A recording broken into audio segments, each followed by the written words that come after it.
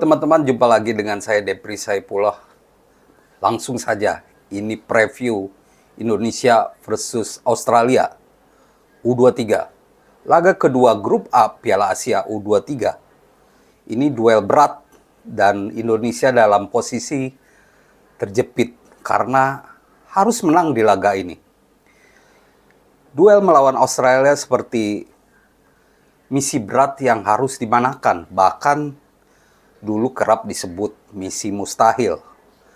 Karena rekor pertemuan juga yang membuat banyak yang menyebut kita mustahil kalahkan Australia. Di level senior, sekadar informasi, kita sudah bertemu dengan Australia sebanyak 19 kali. Dan hasilnya, kita hanya menang 1 kali, itu tahun 1981. Menang 1-0. Lalu 3 kali imbang dan 15 kali kalah. Kekalahan terakhir yaitu di Piala Asia 2023 lalu saat kita kalah 0-4 di 16 besar Piala Asia. Di level junior kita juga tak pernah menang.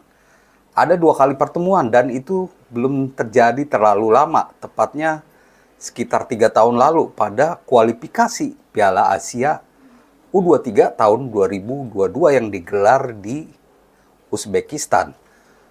Saat itu kita kalah 2 kali di penyisian, yaitu kalah 0-1 dan 2-3.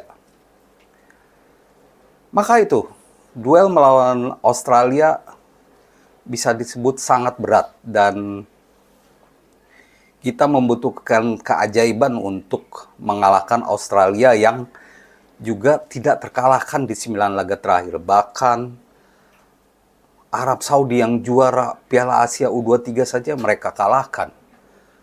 Irak di pertandingan terakhir sebelum Piala Asia U23 mereka juga sama kuat dengan Korea Selatan tapi kalah adu penalti. Tapi pada dasarnya mereka sangat kuat dan sulit dikalahkan. Seperti saat melawan Yordania, mereka kurang beruntung saja. Nah, dengan kondisi ini, apa yang harus dilakukan oleh timnas Indonesia? Kita dalam posisi berat karena 2 pemain utama, Ivar Jenner dan Ramadhan Sananta tidak bisa main di laga ini.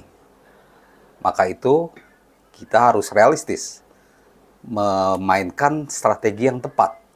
Dan untungnya ada tambahan tenaga, yaitu Justin Hubner. Dia dikabarkan akan tiba di Qatar pada Kamis pagi. Ya, bisalah istirahat beberapa jam dan melakukan pemanasan. Dan dia harus siap langsung main full, karena posisinya dibutuhkan untuk menggantikan posisi Ivar Jenner. Dan kita juga tahu bahwa Nathan Chuaon sudah bisa main penuh. Dia juga kondisinya sama seperti Justin Hubner, baru datang, malamnya langsung main. Dan ini juga bakal terjadi kepada Justin Hubner. Bedanya dia sepertinya harus siap langsung jadi starter, karena Indonesia membutuhkan tenaga dia.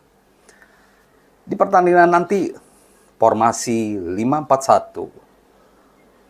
3-5-2 sepertinya akan pakai ya. 3-5-2 berubah menjadi 5-3-2. 3-5-2 itu artinya ada 3 bek sejajar. Posisi kiper tentu Hernando Ari. Lalu 3 bek sejajar Nathan, Rizky dan Ferrari. Di tengah, nah ini di tengah saya berharap Sintayong mencoba Fajar Faturrahman. Waktu melawan Qatar dia main hanya beberapa menit saja, tapi dia memberi impresi bagus dengan tusukan-tusukannya. Dia sering bisa melewati lawan dengan baik dan memberi umpan lambung ataupun umpan tarik dengan pas. Dia harus dicoba. Apalagi kan Sintayong juga tidak pernah menerapkan strategi yang sama ya. Rio Fahmi bagus, tapi di laga melawan Qatar dia tampak banyak ragu ya, main di depan. Sedangkan di posisi depan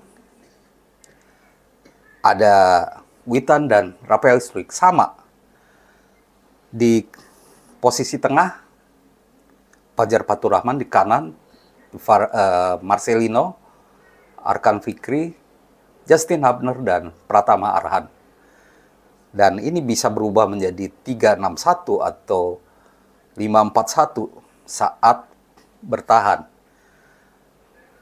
Kita tahu bahwa kita harus berhati-hati melawan Australia karena mereka juga mengincar kemenangan. Selain itu mereka, ya seperti yang saya sebutkan tadi, mereka sangat bagus. Postur mereka tinggi-tinggi, dan belum lama kita tahu bagaimana permainan tim senior mereka, dan kini kita berhadapan dengan tim junior mereka yang juga tidak kalah bagus. Nah, melawan Australia kita harus pandai memainkan tempo. Kita tahu pertahanan kita harus kuat karena dalam konferensi persnya pelatih Australia mengatakan mereka ingin lebih tajam melawan Indonesia. Maka itu kita harus mampu mengantisipasi umpan-umpan silang dari Australia saat bertahan. Nah, saat menyerang, saat serangan balik, kita harus pandai memainkan tempo. Saat melawan Qatar, saya melihat bahwa serangan Indonesia kerap patah karena terburu-buru gitu. Harus mainkan tempo. Dan itu bisa dilakukan dengan pemain seperti Nathan dan Justin Hubner yang ada dalam skuad. Mereka harus pandai mengatur ritme, mengatur tempo, sehingga saat melakukan serangan balik, kecuali memang lowong, kita bisa secepatnya melakukan serangan. Tapi saat mereka atau pertahanan Australia kembali rapat, kita harus memainkan tempo. Jangan sampai terlalu cepat, gerasa gerusu, serangan patah, atau terlambat maju ke depan. Karena di saat lawan Qatar juga kita seringkali melakukan umpan jauh, tapi tidak ada pemain yang mendukung Rafael Struijk misalnya. Ini harus diatur sebaik mungkin. Sintayong pasti tahu strateginya seperti apa, dan pelatih Australia mengatakan mereka ingin menang. Mereka juga mewaspadai permainan kucing dan tikus, katanya begitu. Jadi pemain Indonesia ini seperti kucing dan tikus, mengejar-ngejar bola terus. Dan itu akan coba mereka antisipasi saat menghadapi Indonesia. Dan bagaimana hasilnya? Walaupun misi berat, misi mustahil, tapi kita tetap berharap bisa menang.